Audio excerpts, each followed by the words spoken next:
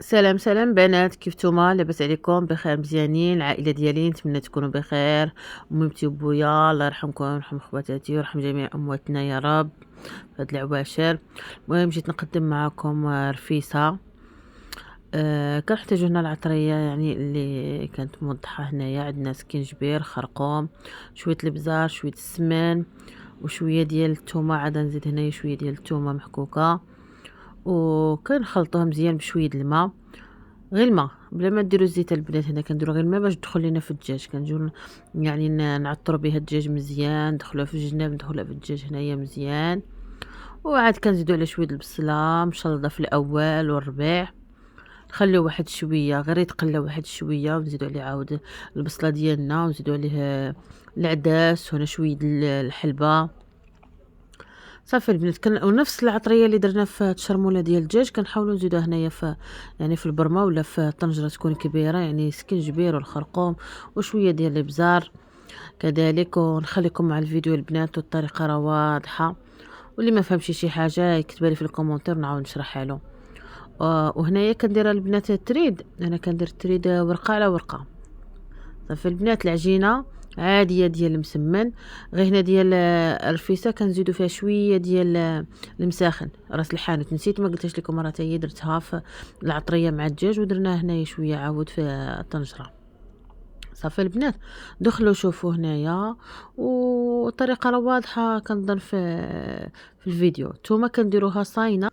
انتم البنات كما قلت لكم، ها هي الثومه عندنا هنا صاينه. درت شي يمكن شي 6 طريوس هيداك، ولا ما عرفت 7. المهم انتم دخلوا البنات، انتم معايا في الفيديو حتى الاخر. والزيت كنفضلوا نديروا الزيت بلديه، واللي ما بغاش يديرها هكذا مخلطه شويه بلديه وشويه روميه.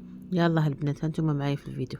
البنات ما تنسونيش من ابوني وتعليق وشي جيم من عندكم، وشكرا والله يرحم الوالدين. ما تنسونيش البنات، شكرا بزاف.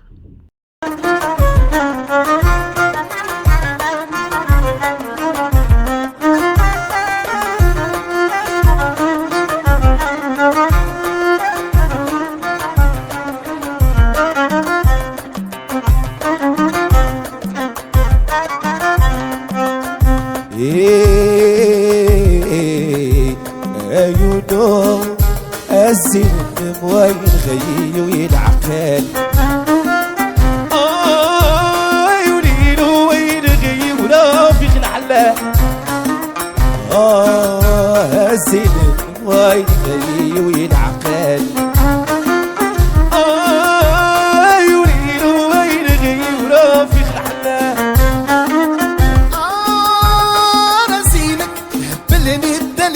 قال رمحني كرفصني وما لقيت الحل. رزينك هبلني الدليل قال رمحني كرفصني وما لقيت الحل. هو هزين الدم يرغي ويلعقل يولينو وين غيرو في الحلال. الزين الدم يرغي ويلعقل وانا مر يولينو يرغيرو في الحلال. رزينك بلني الدليل قال رحمحني كربصني وما لقيت الحل. رزينك هبلني الدليل قال محني كربصني وما لقيت الحل.